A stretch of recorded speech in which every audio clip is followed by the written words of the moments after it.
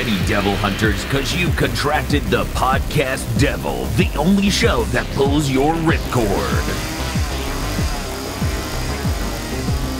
What's up, weebs? Welcome to yet another episode of the Podcast Devil with me, your host, Chris Wolfhart. Also with me are Anime, Danime, and Weeya Bob video games from GigaBoots.com. I'm living a 10 out of 10 life. I got the battle pass completed on Overwatch 2. Wow, you really are a gentleman. And the too respectable for a name like that, Dr. Aggro from Dr. Aggro. Power to the people. And if you stumbled on this show, stumbling through the depressive fugue state we call the internet, and you listen to this and you like it and you want more content, you can go to our Patreon at patreon.com/gbpodcast. For as little as $5 a month, you get access to many benefits such as early access to Chugging, Bleach, and Pokemon Go to the Movies, 2 monthly podcasts, one where we watch all of Bleach. All of it. Including the Bound arc, and the other where we watch every Pokemon movie, including eventually that really fucking horrible 3D one where Ash has the terrible teeth. Is that a thing? Yeah, it's a thing. Yo, yeah. In addition to that, you get extended form content for other shows when, we have to edit stuff out, and a patron exclusive show one a month where you get to vote on what good or bad movie we have to watch and then talk about. That's patreon.com/gbpodcasts. And if you don't have any money, like this video right now. Do it. If you're listening through an RSS feed, give us a 5-star review on whatever app you use. Say this was life-changing or something absolutely ridiculous. Say we fixed your marriage. But we got to talk about Chainsaw Man Episode 2, Arrival in Tokyo. Let me get my notes here. While you prepare your notes, I actually have the very short summary. I believe this episode goes bow bow awu awuga awu. That is how a lot of it goes. That's basically the events. But we open on a car driving and Makima's weird ass eye. That's not important though. Denji's kind of sitting there awkwardly in his underwear. Like he doesn't know what to do. Yeah, he just... To say it's man-spreading is understating the level of he doesn't know how to function in a car. Yeah, it's unclear if his issue is this car's really nice, or if it's just not having clothes on, or if it's being in the vicinity of a woman. Like it could be any of these three things or a combination of them. He may not have been in a car before this, honestly. He's also very drained of blood. Yeah, it's true. It's been a day. he did die like a half an hour ago. It's okay. He got better. In some ways. Makima asks him what his name is, and he's like, well, it's Denji. Then she explains, basically, that he's her pet now, and she only wants a dog that says yes or woof. She doesn't need a dog that says no. And then she says that, did you know that even with seatbelts, people die all the time in car accidents? And then he made the tails face. Actually, she says that unuseful dogs get put down. And internally, Denji's like, man, this bitch is fucking crazy. How dare she treat me like a dog? And then she's like, I'm going to buy you breakfast. And he's like, oh, my brain has now rewritten itself. I'm no longer upset about you treating me like a dog. I forgot everything that just happened. I'm going to buy you udon. And then a magnet, like an industrial magnet, went to the hard drive that was his brain. Sometimes it be like that. Denji is easily emotionally manipulated by someone showing him basic human decency. Have we mentioned that this show is about capitalism yet? Like, have we brought that up? I think we might have brought that up. We probably brought that up, but I don't see how that applies here. He's like completely love-struck. He's a fucking idiot.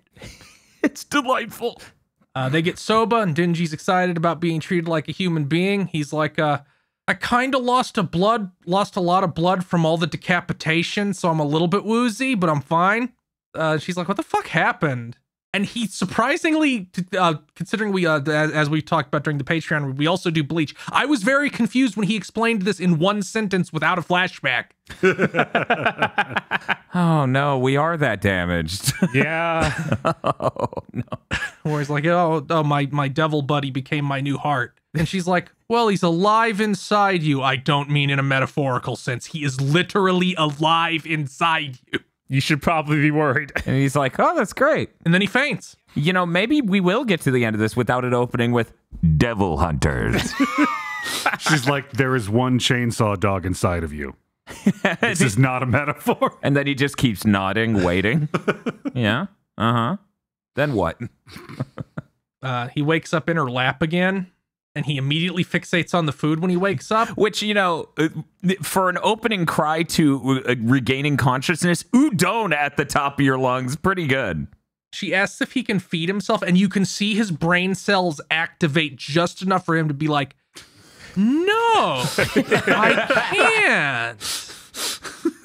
She feeds him and basically, like, treats him like she's feeding a dog. She's like, oh, you enjoyed the soggy udon. That's a very No, what a good boy. Absolute W. This is why you can't beat Denji.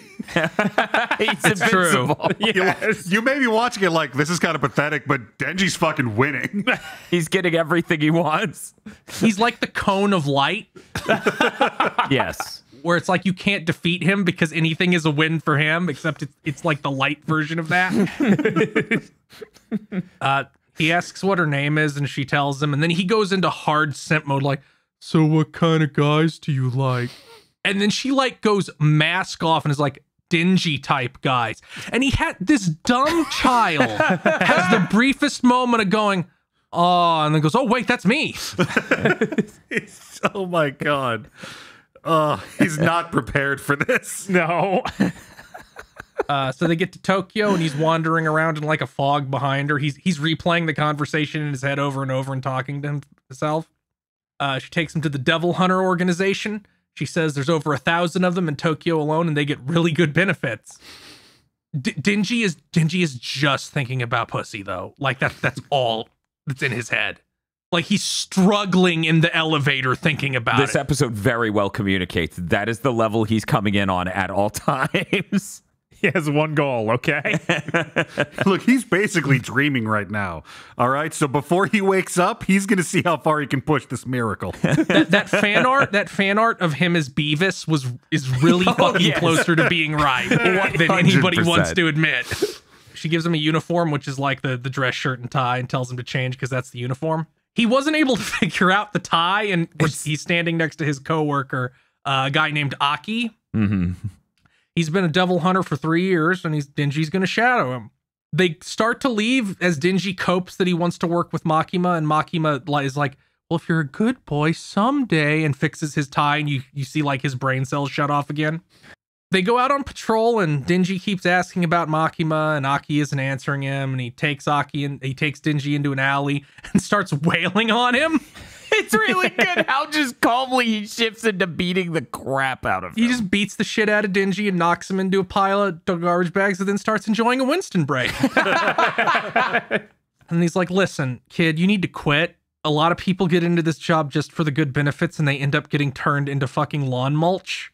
You need to have some other kind of motivation to survive. You're obviously just here because you're simping for Makima. Stop it. And then he spits on him.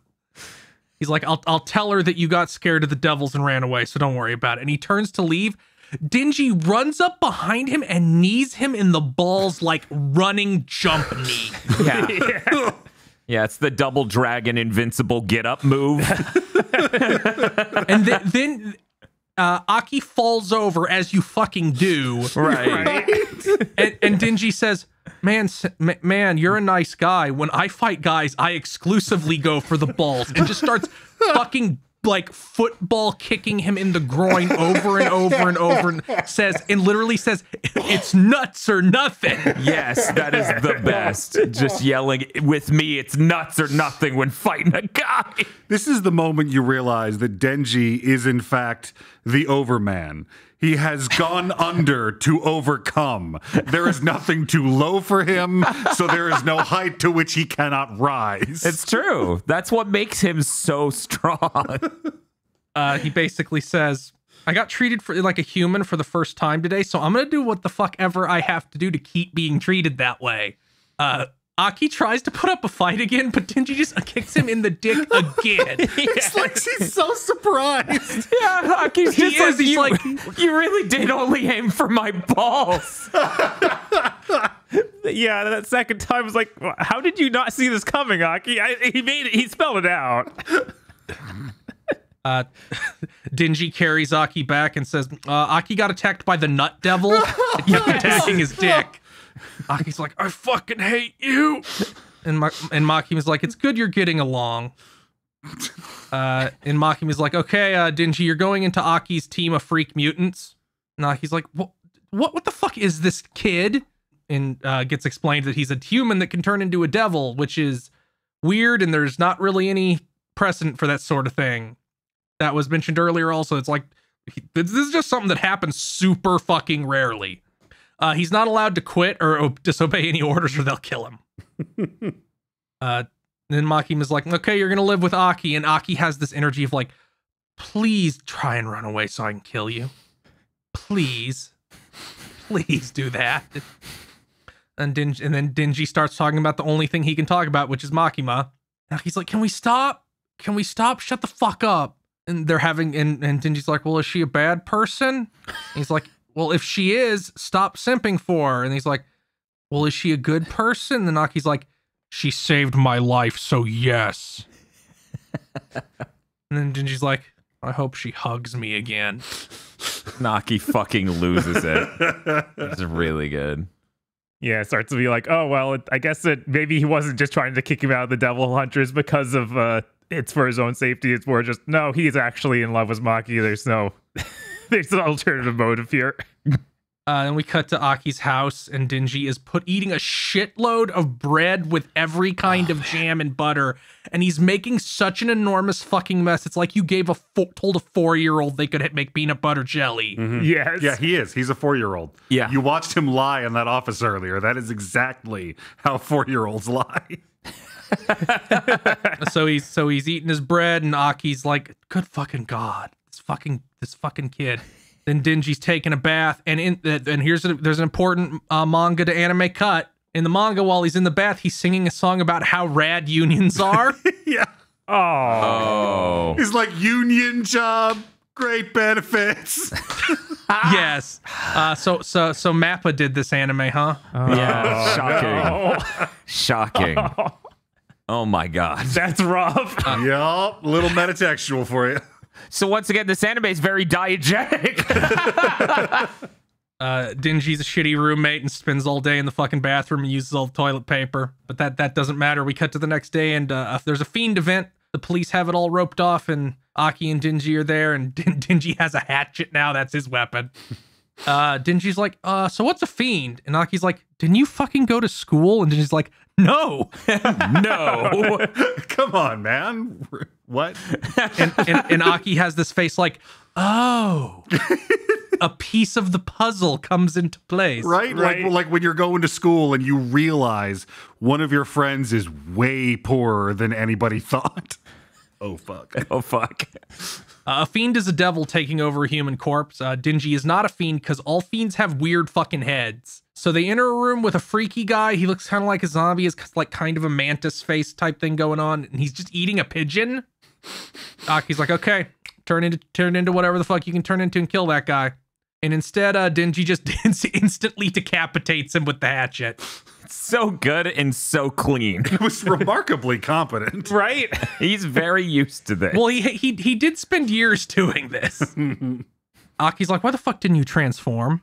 And Denji's like, well, he used to be human, and so I felt kind of bad for him, and I wanted it to be painless. And Aki gets fucking all pissed off and lectures him about how he's not taking this seriously, and devils need to be fucking killed as painfully as possible, and all this stuff. And he's like, would you make friends with a devil? And Denji's like, well, if there was a devil I could make friends with, yes.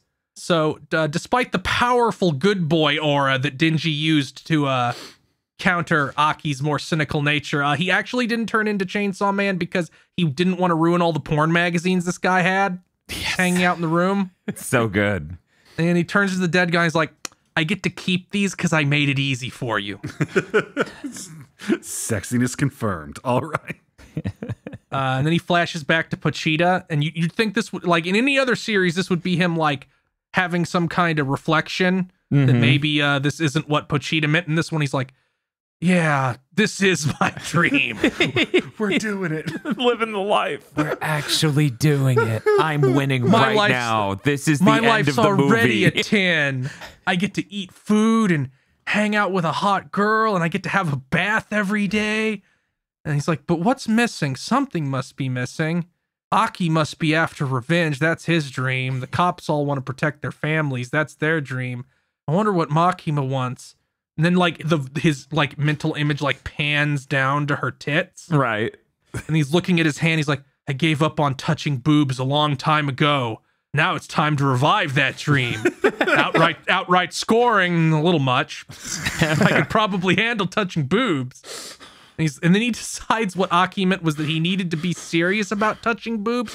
And he was apparently in this fucking fugue state for so long they got back to the office to report, leading to him barking out boobs in the middle of a meeting.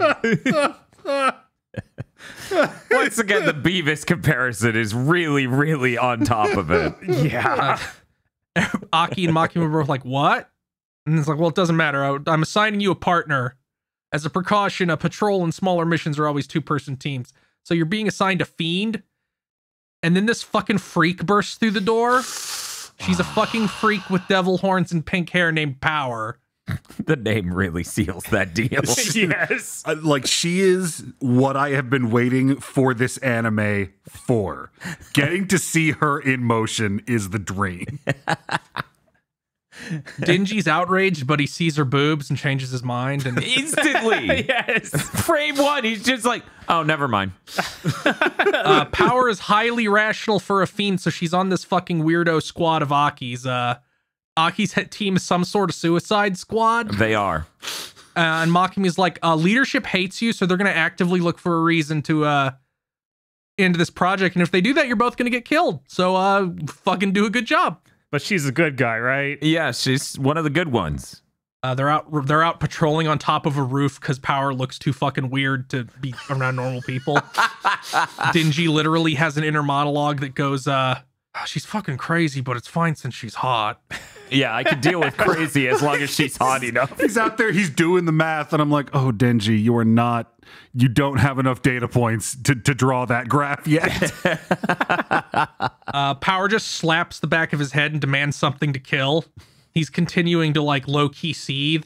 And they run up on cops, and Denji remembers the directions that Makima gave them to dealing with cops, which is show his ID and say they work for the Devil Hunters. And then they'll make a sour face and just leave them alone. Yes, her directions literally included the part where the police won't like it.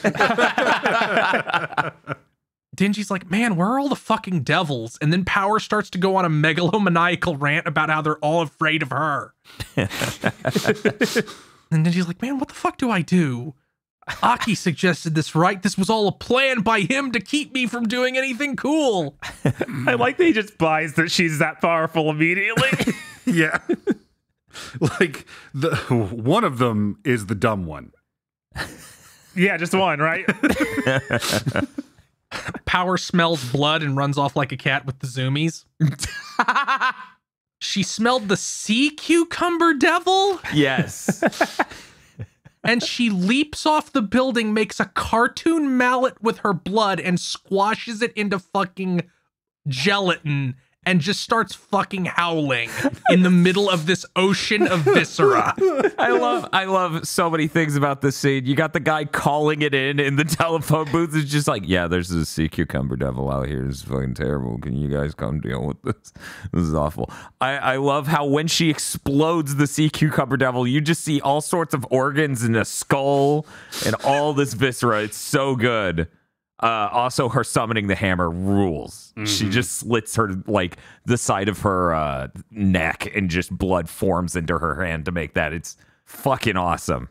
Seriously, though, her name being Devil, or being Power, is like the wax seal on this bitch is crazy. It's so good. And that's episode 2. We also got to see the ending for the first time. We did. Mm-hmm. It's very nice. It has kind of like a colored pencil or crayon type style almost. It's very cutesy. I'm sure none of the content in this show will make that tonally jarring at all. It never cut to this after some horrifying moment, right? No. I don't think I've ever seen an anime that did that. I don't think that's possible. So, what did everybody think of this episode? I enjoyed it a lot. It does a lot to communicate the character that is Denji. It really does. I like how quickly it introduces all the other characters. Like, we've already got, like, 2 co-workers. Yeah. I appreciate that for sure. You see so many series where it's like, we're going to do one at the time. Don't want to go too fast for the audience. No, Right. Chainsaw Man throws characters at the fucking screen. Yeah, the first episode was just the first chapter, but now we are slowly revving up the what we call Chainsaw Man pacing. This one ended like halfway through chapter 5. We have picked up. Wow. We also sort of skipped a devil. Really? Yeah. Early on, like before they go or actually while they're getting food, like some guy comes in like, oh, a devil stole my daughter and dragged her into the woods, and like Denji has to go deal with that.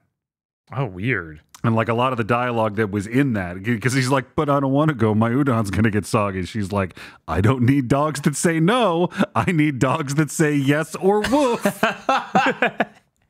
Okay. But when I come back, I get the Happy Meal, right? It's I want the Cactus Jack meal. Is that fucking called? Well, I was just going to assume they saved a lot of time by not having the lyrics about unions. You know, maybe that was where they saved some pages. No, it was about the same length of time. They just, jeez. yeah. Aki is low key one of the best characters in this show for his faces alone. Yeah. Because he's that honor student character. And you stuck him with a roommate with a cryptid. yeah, he's like the designated babysitter of these fucking freaks. Yeah, after only like 5 minutes of seeing Power, it seems like, yeah, she might be even more of a mess than Denji. I mean, they had to specifically say she's unusually rational for a fiend. Anybody have any important final thoughts about this episode of Chainsaw Man? Episode 2 does a really good job of letting you know not only this series soul-crushing and dark, it is also about a total fucking dumbass. Episode he's 1... stupid. Yes, he is. It's really actually quite delightful. He has a very limited list of goals. Basically one goal at a time with very, very low expectations. It's quite fantastic. I'm really excited to see how a man who operates on the level of, look at this bitch, I'm not going to deal. Oh, wait, she has boobs. Never mind. We're good. I want to see how that person rolls through the rest of this franchise. Like every time he does one of those, I hear Leonard Skinner's Simple Kind of Man start playing in the background. Yeah, Denji's good. Solid gold protagonist. And we do start very, very obviously leaning into the... there are obviously themes of emotional trauma and abuse and neglected childhood with Denji growing up, and how Makima took one look at him and realized, oh, this is easy mode for manipulation. And it's like, this isn't going where you might think, or maybe it is. It's hard to tell. Yeah, this show needs to hurry up and come out more. Makima looks at Denji the way a military recruiter looks at a kid without a father. Ooh. Are you telling me Makima is streaming on Twitch? No, please. I don't want to think about Makima asking for Twitch subs. It worked too well. I don't know any patrons that say no. This month's GigaBoots videos were brought to you by the continued support of our executive producers, such as Esme, E. Lee Broyles, Star Falcon, Spaceman Spiff, Red Blaze 27, Brendan O'Sullivan, Burning Pepsi Man, Adam Admar, Cooper Tank, and Virmvarm. Thank you very much to our executive producers, and also these gamers. If you want to support GigaBoots so we can continue the content crunch, then head on over to patreon.com/GigaBoots today.